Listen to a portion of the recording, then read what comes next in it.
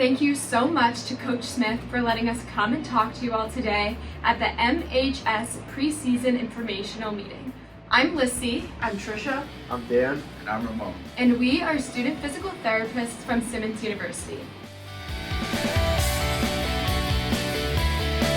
Today, we're here to talk to you regarding tips for a successful and healthy hockey season. We know that a lot of you have been playing hockey for years and have high goals of playing at the collegiate level. But for that goal to come true, it's crucial to maintain consistent playing time during the season. For that to happen, your body needs to stay functioning at a high level for a long period of time.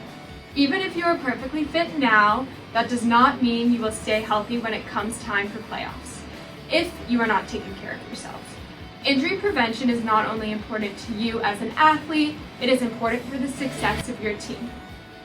In general, hockey is a sport that puts an added demand on the hip joint, especially if you are a goaltender. Here, we have Dan demonstrating the butterfly position that is often seen on the ice. When he goes down to save a puck, the hip turns inward, putting the joint in a vulnerable position. This is very similar to the position that is used when an ice hockey player stops on the ice, predisposing all players to hip injuries. Now, if you're sitting there thinking that this does not apply to you, let me provide you with an example. If you look at the 2023 Bruins season, where the Bruins had one of the best seasons in NHL history, and then look at the playoffs, you can see a drastic difference. I'm sure most of you are familiar with Vezina winner Linus Ullmark, the Bruins starting goaltender. After playing through a hip injury for most of the season, he fell flat in the playoffs, causing their season to come to an end. You cannot rewrite history. However, if he had taken the time during the season to manage some of these injuries, the Bruins could have been the 2023 Stanley Cup champions. If you're aware of the signs and symptoms of all the injuries, it will be easier for you to address your impairments ahead of time before they escalate even bigger. A lot of you may think that it's admirable to play through the pain and not be admirable for your teammates. However, it will just cause more damage in the long run for yourself and your team. The preliminary signs of an injury can include clicking, locking, catching, pain in your hips or groin.